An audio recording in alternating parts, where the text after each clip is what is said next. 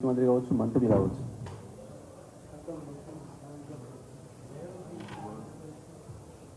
వాళ్ళు ఇంకా మేము ప్రభుత్వంలోకి వచ్చినామని, మేమే ప్రభుత్వాన్ని నడుపుతున్నామన్న సోయికి ఇంకా రాకుండా మాట్లాడుతున్నారు. కనీసం ఆ జ్ఞానం కూడా లేకుండా మాట్లాడుతున్నారు. ఒక ఆయన పోయిందే ముఖ్యమంత్రి హోదాలో దావోస్కి, ఈ రాష్ట్రానికి ఏదో పెట్టుబడులు వస్తాయి అక్కడికి పోతాయని. సరే, ఆ పెట్టుబడులు పక్కన పెట్టుబడులు రాకపోయినా ఇంకో ముందు వచ్చినాం. కానీ తెలంగాణ రాష్ట్ర ముఖ్యమంత్రి పాపం ఇంత గొప్ప కమ్యూనికేటరా, ఇంత గొప్పగా మాట్లాడతాడా అని చెప్పి మన పరువు తీసి వచ్చే పని చేసి, ఇక వారి మంత్రుల సహచరులు ఇక్కడ పడితే అక్కడ ఊళ్ళల్లో ఏం మాట్లాడుతున్నారో సోయి లేకుండా, ఒక మాటకు పొంతం లేకుండా, ఇంకా ప్రతిపక్షంలోనే ఉన్నామన్న ఆలోచనతో మాట్లాడుతుంది. నిజమే, ఎందుకంటే పాపం వాళ్ళకి నమ్మకం లేకుండే ప్రజలు మాకు ఇంకా అవకాశం ఇస్తారు అని చెప్పి. అందుకే ఆనాడు నోటికొచ్చిన అబద్ధాలు మాట్లాడిండ్రు, నోటికొచ్చిన హామీలు ఇచ్చిండ్రు. సరే, అధికారంలోకి వచ్చింది. మా నాయకుడు కేసీఆర్ గారు చాలా స్పష్టంగా చెప్పిండ్రు మా అందరికి కూడా. వాళ్ళందరూ వాళ్ళే 100 రోజులు అడుగుతున్నారు హామీలు అమలు చేయడానికి. సంతోషం, తప్పకుండా ప్రభుత్వం ఉన్నప్పుడు కొత్తగా వచ్చిన వాళ్ళకి సర్దుకునే అవకాశం ఉండాలి. మీరు ఎవరు కూడా తొందరపడి వాళ్ళు ఇచ్చిన హామీల గురించి ఇప్పుడే ఏదో డిమాండ్స్ చేయడం కానీ ఇంకోటి కానీ చేయాల్సిన అక్కర్లేదు లేదు. కొంతకాలం మౌనంగానే ఉండండి. ఏదైనా ఉంటే మీ ఇంటర్నల్ సమావేశాలు పెట్టుకొని కార్యకర్తలతో ఆ పద్ధతిలో పని చేసుకోండి. కానీ ప్రభుత్వం వైపు ఇప్పుడే వెళ్ళాల్సిన అవసరం లేదని మాట చెప్పారు మాకు. మా వర్కింగ్ ప్రెసిడెంట్ గారు వారి ఆదేశం మేరకు మేమందరం కూడా అదే పద్ధతిలో ఉన్నాం. సరే, అసెంబ్లీ పెట్టిండ్రు, అది ఎందుకు పెట్టిరో వాళ్ళకి సోయి లేదు, ఏం మాట్లాడిందో సోయి లేదు. దాంట్లో కూడా మేము చెప్పాలి కాబట్టి తప్పకుండా వాళ్ళు మాట్లాడుతున్నప్పుడు మరి వర్కింగ్ ప్రెసిడెంట్ గారు కావచ్చు, మేమందరం కూడా ప్రజలకు వాస్తవాలు పంపించాలి కాబట్టి మేము మాట్లాడి చెప్పినాం. ఆ సందర్భంలోనే కేటీఆర్ గారు ఇంకో మాట కూడా చెప్పారు, దయచేసి మీకు రాజకీయంగా మా మీద కక్ష ఉంటే తీర్చుకోండి, కానీ రాష్ట్రం పరువు తీయకండి, రాష్ట్ర అభివృద్ధిని అడ్డుకోకండి, రాష్ట్రానికి నష్టం జరిగే ప్రయత్నం చేయకండి. మీరు రాజకీయాలు అనుకొని చేసే కొన్ని చర్యల వల్ల రాష్ట్రానికి దెబ్బ తగులుతుంది, అభివృద్ధి కుంటుపడుతుంది, నష్టం జరుగుతుంది. బడ్జెట్ పైన కూడా వాళ్ళ అవగాహన లేకుండా మాట్లాడుతున్న సందర్భంలో బడ్జెట్లో కొన్ని విషయాల్ని బయటికి మాట్లాడకుండా ఉండాల్సి ఉంటుంది ఎవరైనా సరే అనే విషయాన్ని కూడా స్పష్టంగా చెప్పాను, ఒక సలహాపూర్వకంగా కూడా చెప్పాను. వాళ్ళకి అవన్నీ తీసుకునే సోయి లేదు. అసలు ఈ రాష్ట్రం పట్ల, ఈ రాష్ట్ర అభివృద్ధి పట్ల వాళ్ళకి సోయి లేదు. ఎప్పుడు ఏం దొరుకుతుందా, ఏం చేద్దామా అని వేట కుక్కలాగా దిగుతున్నారు తప్ప ఇంకొకటి లేదు. ఇక అందులో నల్గొండ జిల్లాకు సంబంధించిన కోమటిరెడ్డి వెంకటరెడ్డి ఎప్పుడు ఏం మాట్లాడతాడో రోజు కూడా అక్కడ లేదు ఆయనకు అబద్ధాలు ఆడటానికి. నిమిషాలు చాలు, ఒకటే నిమిషంలో మాట మార్చి ఇటు నుంచి అటు, అటు నుంచి నేను ఆయన మాట్లాడతాడు. భువనగిరిలో కేటీఆర్ గారు ఏదో వాళ్ళని డిమాండ్ చేసిండ్రు,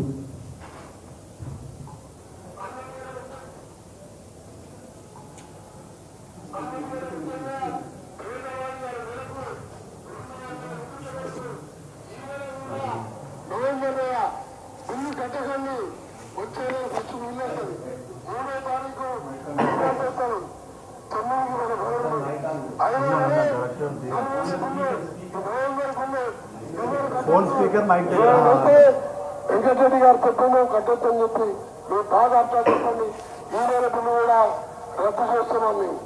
దాంతో ఇది ఎవరు మాట్లాడిందండి? ఈయన గుర్తుపెట్టారు కదా అందరు, కోమటిరెడ్డి వెంకటరెడ్డి. బిల్లు కట్టొద్దని చెప్పింది ఆయనే కదా. ఇంకా ఏం చెప్పిండు? ఈ నవంబర్ నెల బిల్లు డిసెంబర్లో వస్తుంది. అయినా మేము డిసెంబర్ 9కి వస్తున్నాం కాబట్టి నవంబర్ నెల కూడా మేమే కడతాం, మీరు కట్టకండి. ఎవరైనా వస్తే కోర్టు డెకరేట్ చెప్పిండు అని చెప్పండి అని కదా మాట్లాడాడు. అదే విషయాన్ని నిన్న కేటీఆర్ గారు గుర్తు చేశారు. దానికి ఏం మాట్లాడతారు కోమటిరెడ్డి వెంకటరెడ్డి? కేటీఆర్ గారి గురించి నోటుకొచ్చినట్టు ముందు మాట్లాడడం, చిన్న పెద్ద లేకుండా భాష ఉపయోగిస్తే కనీసం కేసీఆర్ గారి పట్ల కానీ కేటీఆర్ గారి పట్ల కానీ ఇతర నాయకుల పట్ల ఎవరి పట్ల సంస్కారహీనంగా వాళ్ళ నాయకులు అంతే, ఆయన అంతే. పైగా అబద్ధం నువ్వు ఆడుతున్నావు, చెప్పింది నువ్వు చెప్పినావు, నీ ముఖ్యమంత్రి చెప్పింది.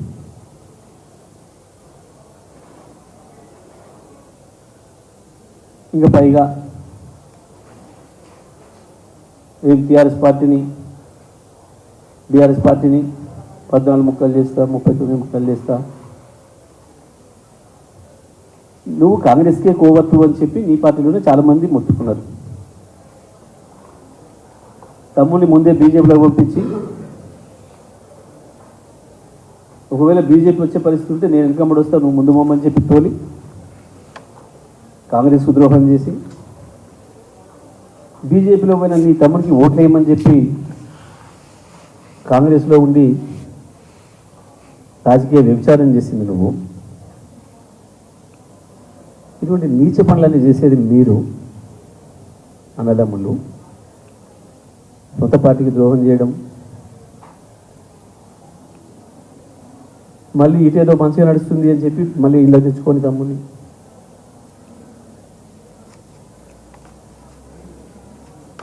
బీఆర్ఎస్ను ముక్కలు చేయడం నీతోని కాదు, నీ తాతతరం కూడా కాదు. చాలామంది పోయిండ్రు. టీఆర్ఎస్ పుట్టినాడు పిడికెడి మందుతోని ప్రారంభం చేసాడు కేసీఆర్ గారు. ఆ రోజు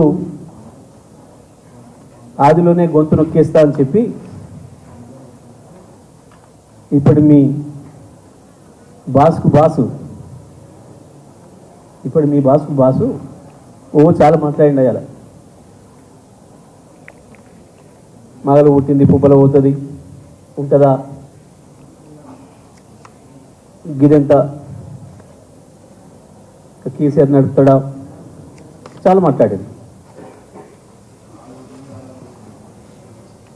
చూస్తుండగానే ఎట్లా లేపాలను తెలంగాణ ఉద్యమాన్ని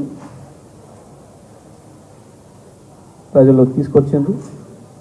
ఆ తర్వాత ఆయన పోయి మీ బాస్ రాజశేఖర రెడ్డి ఆయన వచ్చి కూడా ఖతం చేస్తా అన్నాడు. ఆయనతో కూడా కాలేదు, ఇద్దరు కలిసి కూడా చేసిండ్రు.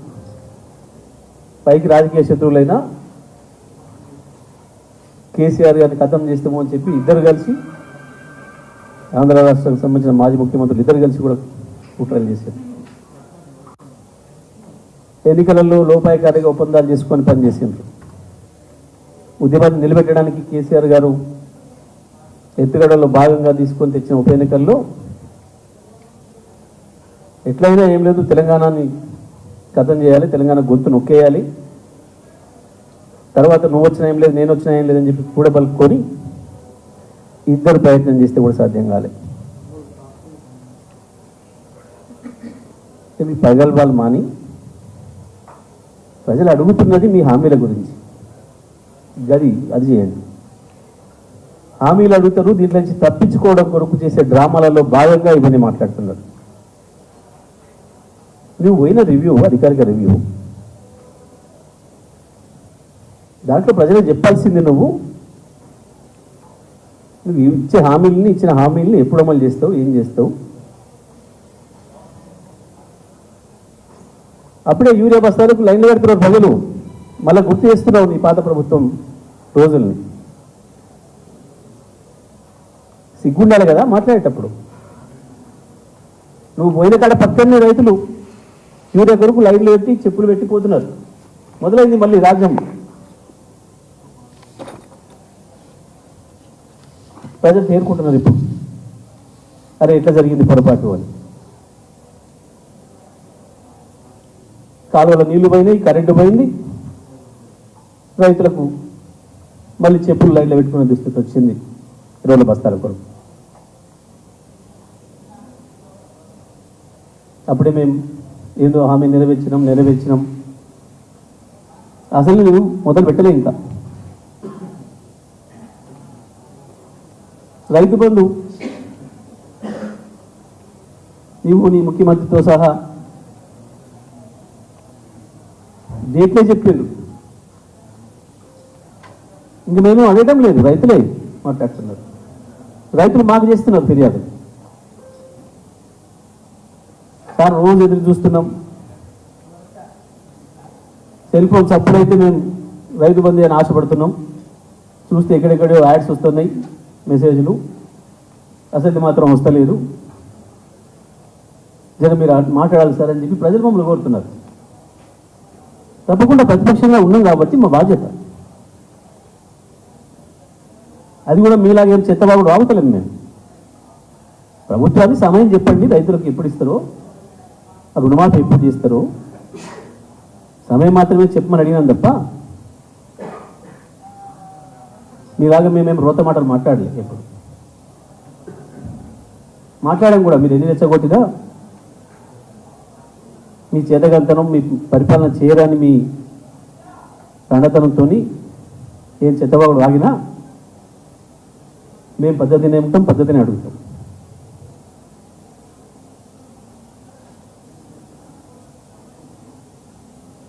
కరెంటు కోతల గురించి చెప్తున్నారు పాపం.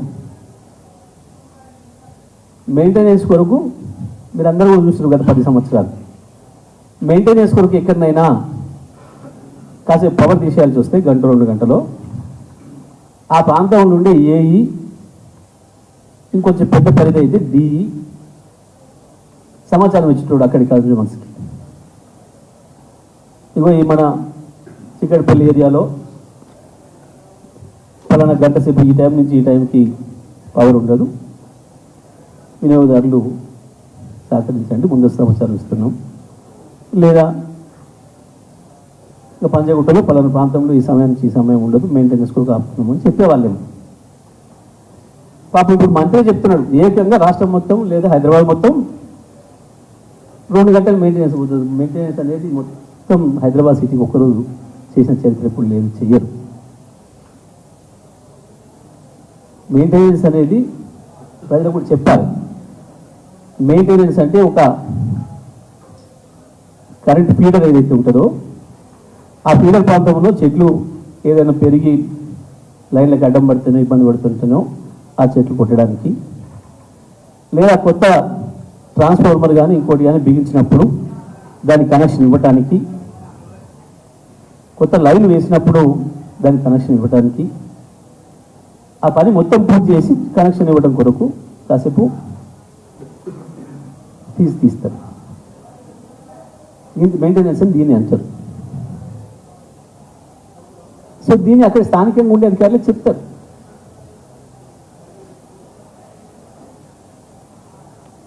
అర్థమైపోయింది ప్రజలకు మీ చేతగంతనం, మీకు పరిపాలన చేయరాదనే విషయం ప్రజలకు అర్థమవుతుంది. మీరు ఎంత తప్పించుకోవాలని చూసినా, మీరు ఎన్ని దొంగవేషాలు వేసినా అర్థమైపోయింది.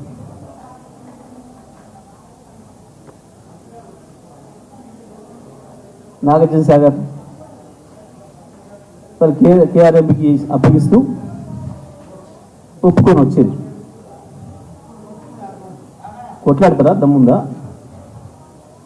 ఒక్కనాడన్నా మీ జీవితంలో కృష్ణా జలాల పైన రాజశేఖర రెడ్డి దుర్మార్గం చేసినాడైనా, చంద్రబాబు నాయుడు చేసినాడైనా ఒక్కరోజంటే ఒకరోజు మాట్లాడిందా? మళ్ళీ ఇవాళ కృష్ణానది పైన ప్రాజెక్టుల గురించి కొట్లాడాలన్నా, గోదావరి నీళ్లు తెలంగాణ పొలాలకి పారేయాలన్నా అది కేవలం బీఆర్ఎస్ వల్లనే అవుతుంది, కేసీఆర్ వల్లనే అవుతుంది తప్ప ఈ చేతగానొత్తం కాదు.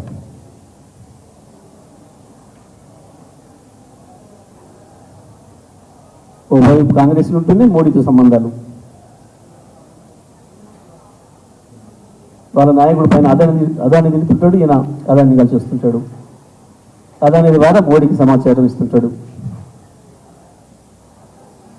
మాది ముక్కలవడం కాదు, మీది అవుతుంది, గుర్తుపెట్టుకోండి. ఏకనాథ్ షిండేలు మీ దాంట్లో వెళ్తారు, అది గుర్తుపెట్టుకోండి. దానికి నువ్వే అవుతావో మీ బాస్ అవుతాడు ఏకనాథ్ షిండే. బీఆర్ఎస్ పార్టీ మీద ఇటువంటి చాలా గుర్తించుకుంటూ వచ్చారు. దీనినే బతికారు మీరు, మీ బాసులు, మీ ఆంధ్ర బాసులు అందరూ కూడా ఇట్లనే చెప్పుకుంటూ బతికిండ్రు. అయినా బీఆర్ఎస్ నిలబడి ఉన్నది, ఉంటుంది. తెలంగాణ ఉన్నంత కాలం బీఆర్ఎస్ పార్టీ ఉంటుంది. పార్టీలు చేసామని ఇవ్వలే మీకు ప్రజలు అధికారం, పనిచేయమని ఇచ్చింది. ఏమో టీఆర్ఎస్ ఇప్పటిదాకా ఇచ్చింది, ఇది ఇస్తూనే ఉంటుంది. ఇది వీళ్ళేదో 420 హామీలు ఇచ్చారు. ఇక 40 వచ్చినా చాలు కదా, మనకు అదనంగా వస్తుంది. ఉన్నాయైతే పోవు కదా, కేసీఆర్ పెట్టినా ఎక్కడ పోవు కదా అని ప్రజలు కొంచెం అదమర్చారు.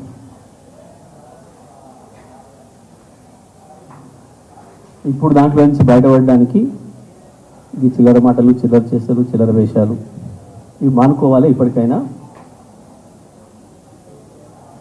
పార్టీలను చీల్చడం కొరకు అధికారులు ఎవరు ప్రజలు పనిచేయమని ఇస్తారు. మీరు ఇచ్చిన హామీలని నమ్మి అవి నెరవేరితేనే వాళ్ళ జీవితాల్లో కొంత అభివృద్ధి వస్తుందని ఇస్తారు. కాబట్టి ఇప్పటికైనా కోమటిరెడ్డి వెంకటరెడ్డి కావచ్చు, ఇంకా ఆయన మిత్రులు, ఇతర మంత్రులు కూడా ఈ ప్రగల్భాలు మాని పాలనపైన దృష్టి పెట్టాలని, ప్రజల తక్షణ సమస్యలుగా ఉన్న వాటిపైన దృష్టి పెట్టి ఆ కనీసం ఎరువులైనా సకాలంగా అందించే ప్రయత్నం చేయండి.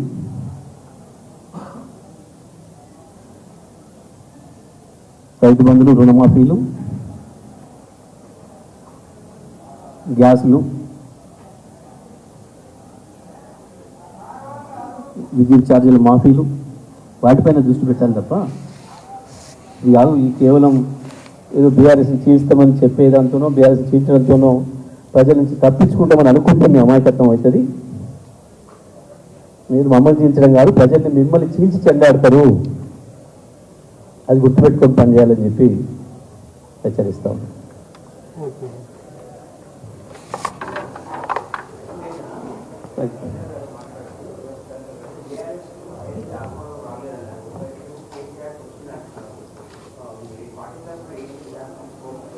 పార్టీ తరఫున రాముల్ని ఎవరైనా ఎక్కడైనా పూజించవచ్చు, ఎవరి ఇంట్లో అయినా వాళ్ళు చేసుకోవచ్చు, ఎక్కడైనా చేసుకోవచ్చు. మా పార్టీ తరఫున మేము కూడా అందరం ఇక్కడ చేసి వచ్చినాం.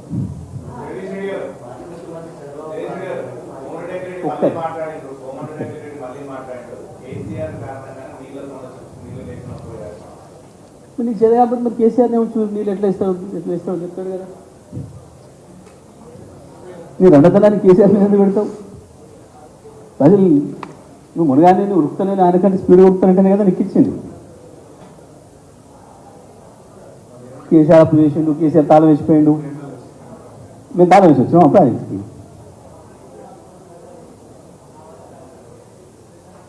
నీకు అంత చేదగంతనం, నీకు అంత రెండతనం అన్నది తెలుస్తలేదు నాకు. నీకు ఎక్కడ పనులు తెలుస్తలేదు, నీకు గేట్ ఎట్లా పనులు తెలుస్తలేదు నాకు.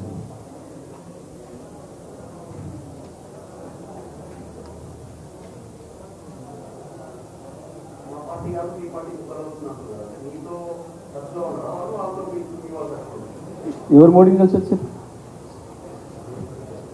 ఎవరు అదనం కలిసి వచ్చారు? రాయించుకోరు కదా, ఇవాళ వాళ్ళ స్టోరీ చేయించుకోరు కదా. స్టోరీ చూడలేదు మీరు? మోడీ చెప్పిండు మాకు ఉన్నది ముగ్గురు అక్కడ, అందులో వచ్చి ఒకరు రాధాకృష్ణ గారు చెప్పినట్టు వారు స్టోరీ పెట్టారు. ఈ శక్తిని అంతా ఉపయోగించు, కేసీఆర్ కథం చేయి, నేను ఏదైనా ఇస్తా అని చెప్పిండని చెప్పి, నా సేవలో చెప్పిండు ఆయన అని చెప్పి, ఆయన ఈయన సేవలో చెప్పిండని చెప్పి చెప్తారు కదా. ఇప్పుడు వాళ్ళే కదా ఎవరుంటారో.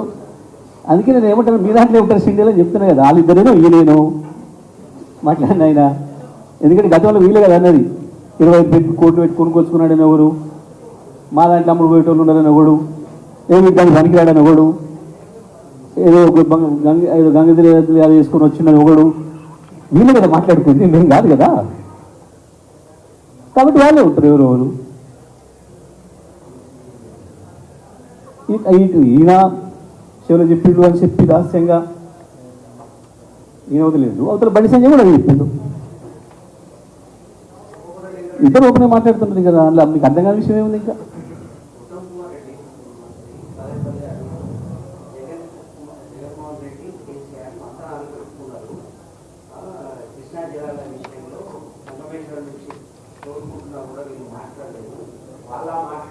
ఇప్పుడు అపరాధం అది ఇప్పుడు నీకే వచ్చింది కదా, ఇరిగేషన్ శాఖ మంత్రి నువ్వే కదా బాబు, ఆపొస్తలేదా?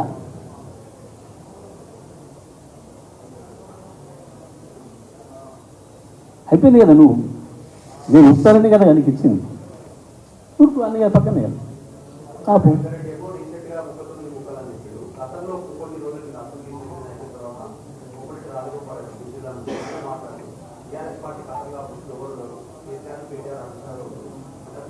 అప్పుడు ఆయన ఏ పార్టీలు ఉంటాడు, ఇప్పుడు ఆయన ఏ పార్టీలు ఉంటాడట, ఎప్పుడు ఏ పార్టీలు ఉంటాడో తెలియని వాళ్ళు గాలు మాట్లాడితే గాలి జ్యోతిష్యాలు చెప్తే వీటిని ఏం జ్యోతిష్యాలు ఉంటారు. అది అదే చూస్తాం.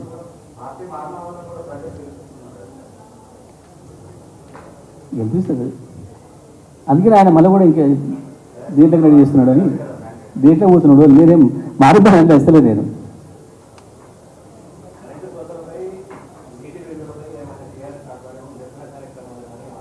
లేదు, ఇప్పుడే మేమేం లేదు, సమయం ఉంది, మేము అట్లేం తొందరపడదలుచుకోలే.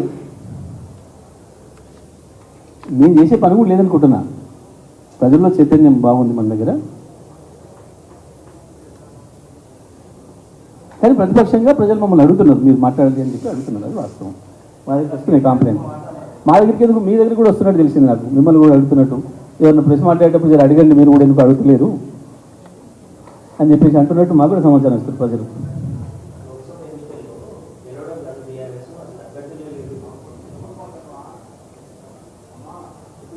సరే నా నోటిఫికేషన్ వస్తే తెలుస్తుంది కదా.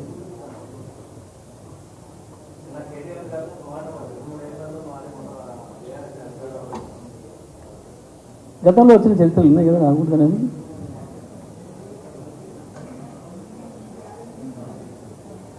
ఓకే,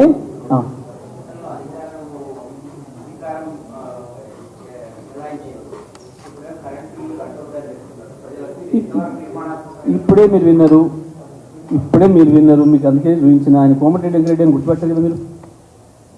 ఇంకా అయిపోయాయి మళ్ళీ.